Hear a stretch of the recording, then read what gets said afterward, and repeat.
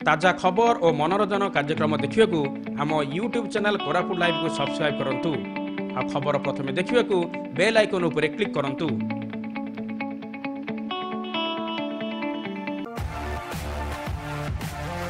एही वीडियोर प्रायोजक माने हेउछंती Fashion King the leading garment shop Rajanagar छक जयपुर और किरंज mobile the leading mobile shop main road Jaipur.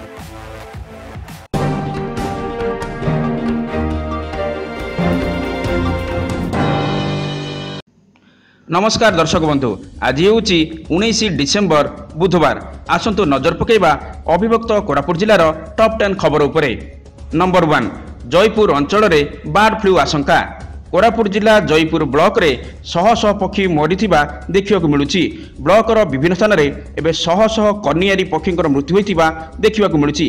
Phethai प्रभाव रे होइतिबा लघुचाप जनित वर्षा सह जयपुर अंचल रे एबे प्रबल ठंडा होइतिबारु एई पक्षींकर मृत्यु होइतिबा अनुमान करा जाउथबा बेले बर्ड फ्लू आशंका को मध्य एडाई दिया जाय न पारे। तेणु लोकंक मध्य एबे आतंक खेली जाइछि। जयपुर ब्लॉक बालिया अंचल रे एई कनियारी पक्षी अधिक संख्यक मरी पड़ितिबा देखिବାକୁ मिलुछि। नंबर 2 गंजेई व्यवसायी गिरफ, नगद टंका सह बोलेरो और गंजेई जबत। एपरी घटना देखिବାକୁ मिली मालकानगिरी जिले में। मालकानगिरी पुलिस को एने मिली एक बड़ सफलता। जड़े कुख्यात गंजेई व्यवसायी को काबू करिछि मालकानगिरी पुलिस।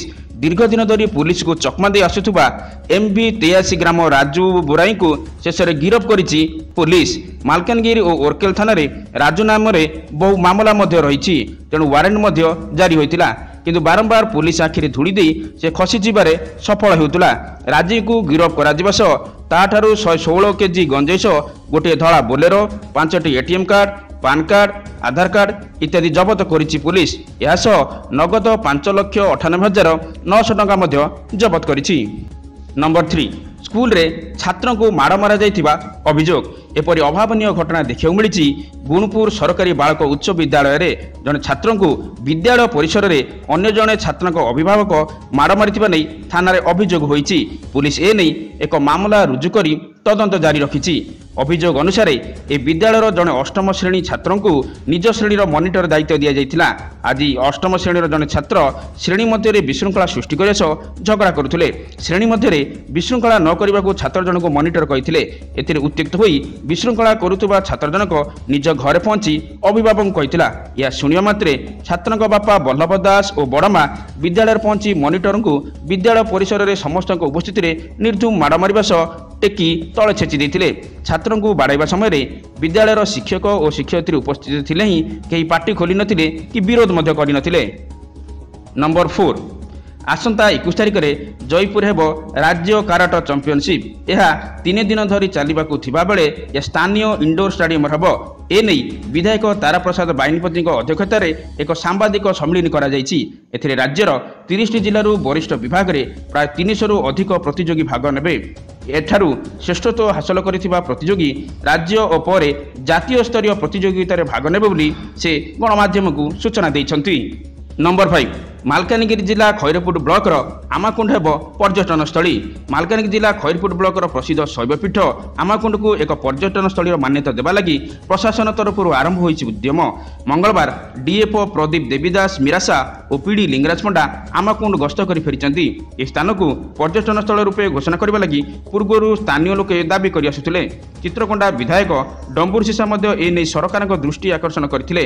ए नै PD कहिसंती जे ए स्थान को एक प्रमुख पर्यटन स्थली मान्यता प्रदान करा जिवो। एथिलागी विभिन्न योजनारू अर्थ संग्रह करा जिवो। नंबर 6 युवती को प्रतारणा करी युवक गिरफ। एपरी घटना देखा मिली मालकानगिरी जिला कोरकुंडा ब्लॉक अंतर्गत नुआगाड़ ग्राम नुआगुड़ा अंचल निरीह युवती को विवाह नक माँ हेबा घटना पुलिस ए युवक जन को गिरफ करें। युवती जनक मालकानगिरी थाना अभियोग करथिले। अभियोग पर मालकानगिरी पुलिस संपृक्त युवक रवींद्र कुलदीप को कामबड़ा पंचायत तेंतुलुगुड़ा ग्राम गिरफ कर कोर्ट चालाण करिछि।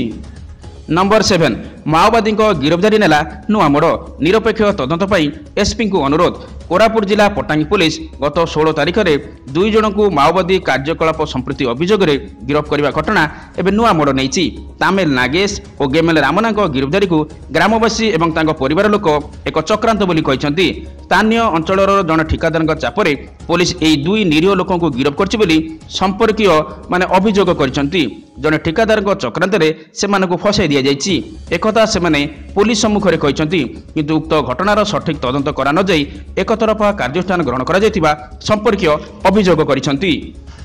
नंबर 8 जातीय शिशु अधिकार सुरक्षा आयोगर 3 जणिया सदस्य नवरंगपुर गस्त शिशु गृह और सेवाश्रम व्यवस्था कले अनुध्यान जातीय शिशु अधिकार सुरक्षा आयोग पक्षर एक 3 जणिया टीम नवरंगपुर गस्तर आसी विभिन्न शिशुगृह और सेवाश्रम परिदर्शन करछंती। एही कमिटी रे रजनीकांत सभ्य उत्तम चांद अरुण कुमार शर्मा समेत नवरंगपुर अतिरिक्त जिलापाल परीक्षित सेठी और जिला शिशु सुरक्षा अधिकारी सुरेश कुमार पट्टनायक शिशु मंगल कमिटी प्रमुख अध्यक्ष विजय कुमार चौधरी शिशुगृह गुड़िकर परिदर्शन करथिले। नंबर 9 अभिभक्त कोरापुट जिलार जेकोसी स्थान में हाइकोर्टर स्थायी बेंच प्रतिष्ठा वकिल संघ तरफ दि जाइथिबा 12 घंटिया बंद डाकरा अभिभक्त कोरापुट जिले में अभूतपूर्व समर्थन पाई। जिलार विभिन्न स्थान में दुकान बजार ठारू आरंभ कर व्यावसायिक प्रतिष्ठान सरकारी बेसरकारी कार्यालय एवं सरकारी एवं बेसरकारी गाड़ी चलाचल संपूर्ण रूपे बंद थिला। अभिभक्त कोरापुट जिलार विभिन्न स्थान में यही बंद डाकरा को विभिन्न सामाजिक संगठन आरंभ कर विभिन्न राजनैतिक दल समर्थन देते। अभिभक्त कोरापुट जिलार विभिन्न स्थान में उभय विरोधी और शासक दलर नेता मानक देखा मिलता।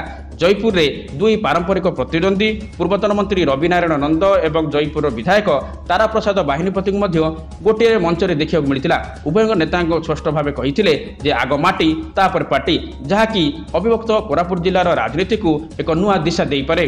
राजनेता एपरी भाव गोटे मंच में आसी संघर्ष करने घटना समस्त यह स्वागत करिसेंती। नंबर 10 प्रबल थंडारे महिला प्राण गला हेले सत्कार पर आसिलानी परिवार लोके एपरी अभावनीय घटना देखा मिली नवरंगपुर जिला झरीगाँ में। खबर अनुसार झरीगाँ ब्लॉक भाकुलनाड़ी पंचायत सदर महकुमा स्थित साप्ताहिक घाट में जड़े मानसिक विकृत महिला रोते हेले प्रबल थंडारे तांकर मृत्यु होईची। से भिक्षावृत्ति कर पेट पोषुले। दीर्घ 2 दिन धरी एठारे प्रबल थंडा सह वर्षा जारी रही। यह महिला पाखे कौन प्रकार शीत वस्त्र नथिया बेले से एक जरी घोड़े होई रोते। थंडा प्रकोप में महिला मृत्यु होता स्थानीय लोके अभियोग करछंती। एवं महिला शव सत्कार करने को परिवार लोक न आसिबारु प्रशासन पक्षरु सत्कार करा जायछि।